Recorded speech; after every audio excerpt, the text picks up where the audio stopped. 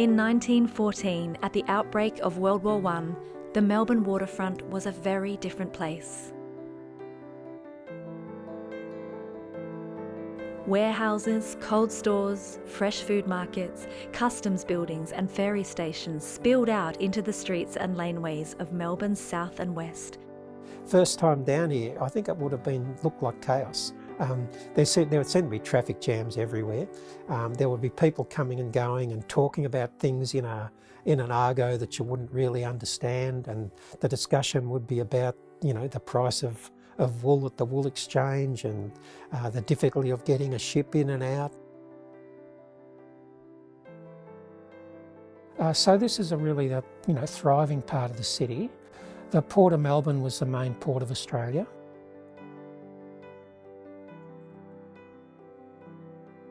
The waterfront's really this sort of very modern, functional network of new ports, railway connections, buses coming down to the port, railway viaducts, big modern functional hotels with elevators.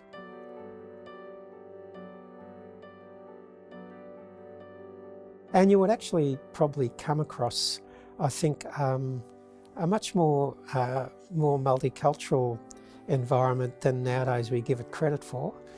You would have crews who'd be picked up in Colombo. So you'd have, Sri Lankan and Indian crews coming in and off the ships. You would have some crews from the Pacific who'd be a mixed European, Polynesian crew coming off the boats. You'd hear people speaking with American accents. You'd hear the whole cacophony of accents from the British Isles.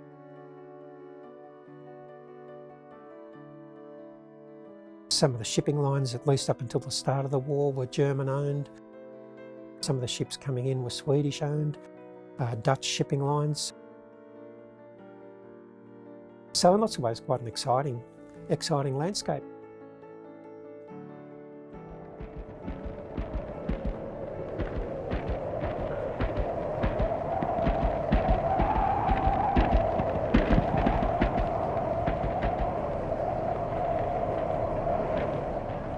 Seafaring life was strange and hard. Journeys were dangerous, difficult, and exploitative. It was the sort of work where you could be swept over the deck and into the waves. In Europe, obviously the distances travelled were less, but if you were going to Australia or New Zealand once they were colonised, that was a long way to go, because that would be 100 days, whereas now it's about 27, 28 days. So you were at sea for 100 days. I mean, a lot of ships didn't have wardrooms or, as they have now, they didn't have a lot of space. You might be in a hammock still, or be in a cabin with 3, 4, or 5 others.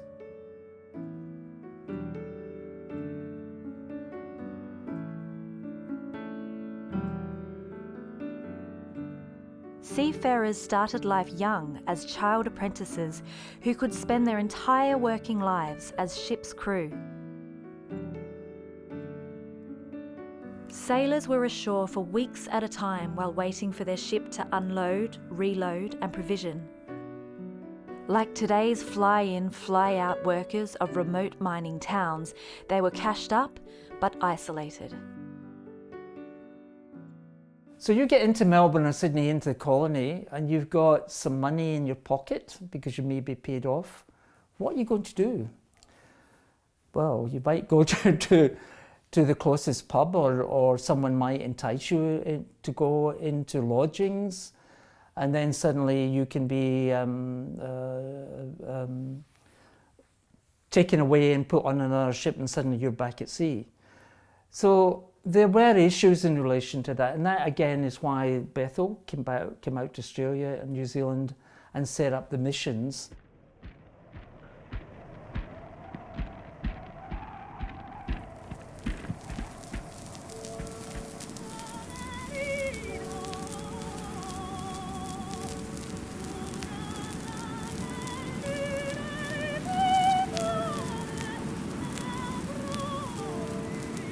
fearing for the spiritual well-being of seafarers and inspired by early flying angel missions in England, the church decided to set up a floating chapel in Hobson's Bay. So it gave you a place that once you'd been at sea for a long time, that you could come on shore and sit, read, write, or have a little bit of space for yourself. The missionary work expanded rapidly, and at the outbreak of World War I, shore-based mission buildings had been built at Port Melbourne, Williamstown, and on the Yarra River. It didn't matter what your denomination was, whether you were a Catholic or a Protestant or agnostic or whatever. It was somewhere you could go where you were safe.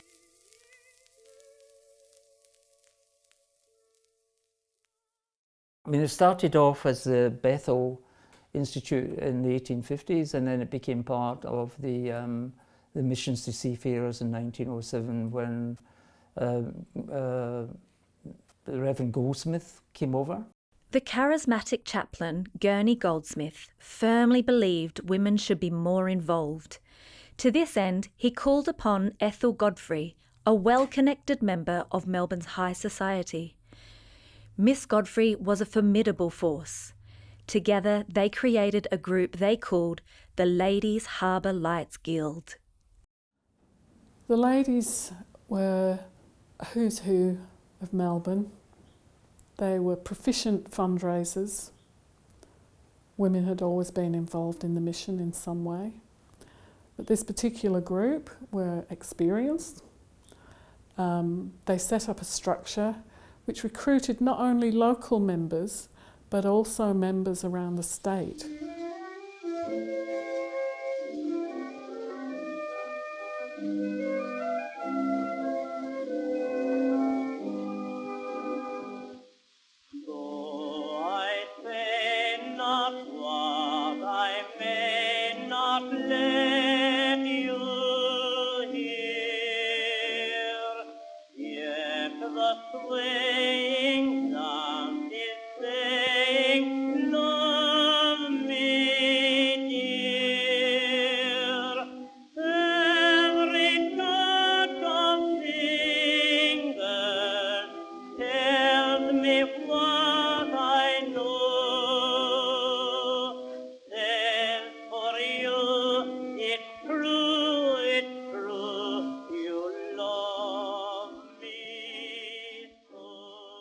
Miss Godfrey, so many strings to her bow, if you like.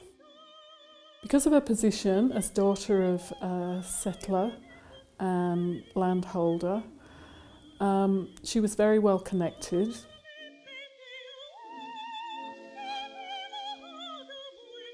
Her entertainment skills meant that she was quite in demand in Melbourne society. Entertaining seafarers was also very much a key part of the mission.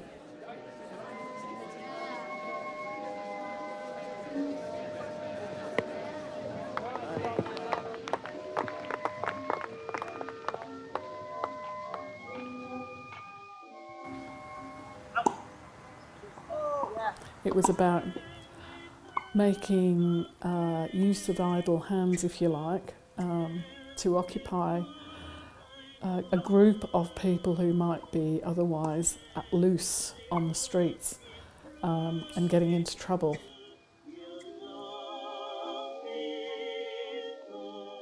The organisation only lasted into the 1960s. They sort of got lost in history, but they were absolutely fundamental to the operation of this mission, and not only this mission, but missions around the world.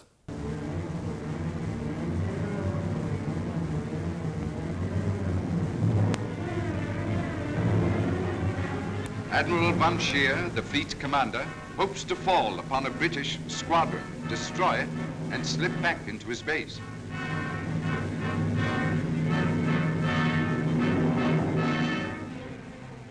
War intensifies the difficulties and danger for seafarers, including for the young apprentices. The orders are secret. Only the commanders know their target is the Dardanelles. Life at sea became far more perilous, and suddenly people were dying across the seas in unprecedented numbers. Suddenly a periscope is sighted. Torpedo boat destroyers go into action. Deck guns begin firing.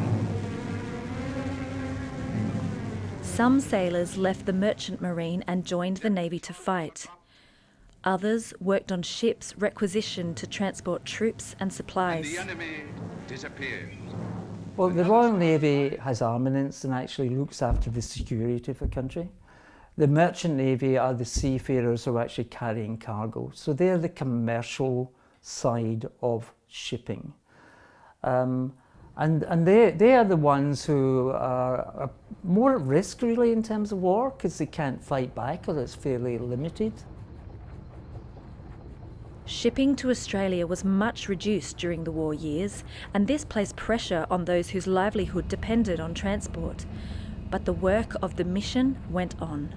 There were still many regular visiting ships and crews that were caught up in the World War I conflict, and quite a few of them as regular visitors to Melbourne were known to the Ladies Harbour Lights Guild.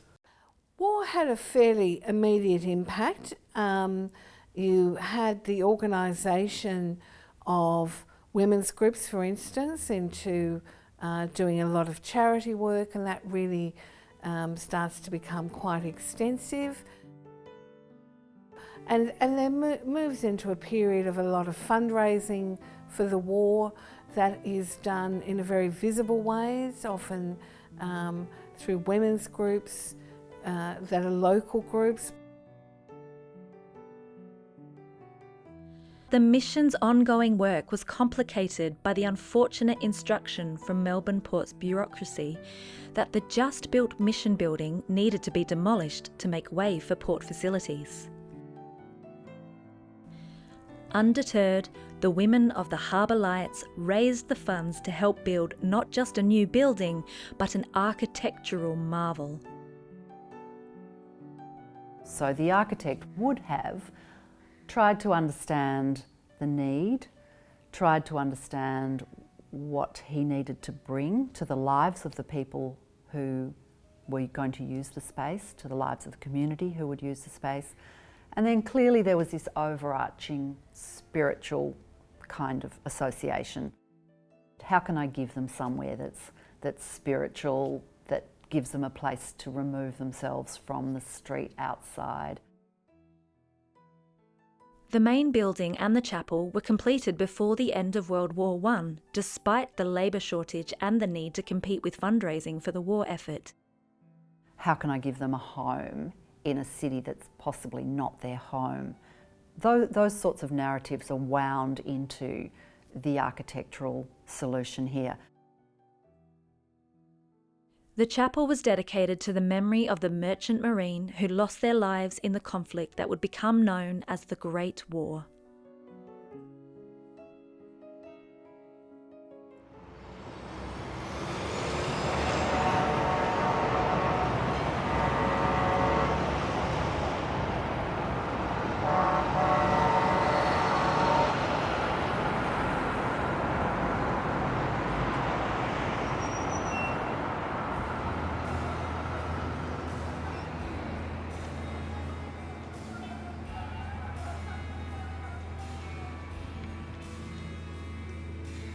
A seafarer has been away from home and they know that when they come to Melbourne, that building is going to be there. And I think that is very, very important.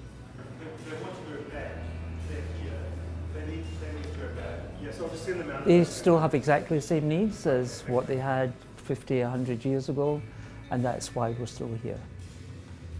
The mission to seafarers in the 21st century is an outreach service effectively. It cares for spiritual and practical needs of sailors who are visiting the Port of Melbourne. And we bring them in from the ports on the bus and we get them to sign in register. We offer foreign currency exchange. The client group was the same. in 1857 as it was in 1906, and it is today.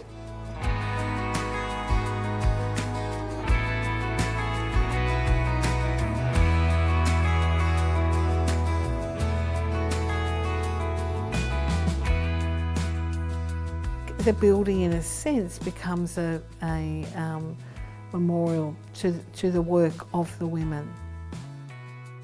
This is our secret garden. It's noisy today because of the construction. When you've been at sea for many, many months, it's a great opportunity to put your feet on the soil. It's a gem of a building, really. It's hard to think of other buildings that were built for working class people. After you, into the chapel. So the story that it's here for is actually related directly to the story of the people that it was catering for.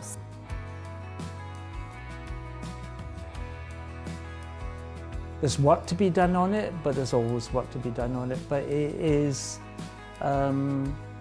something which is certain, and seafarers like certainty.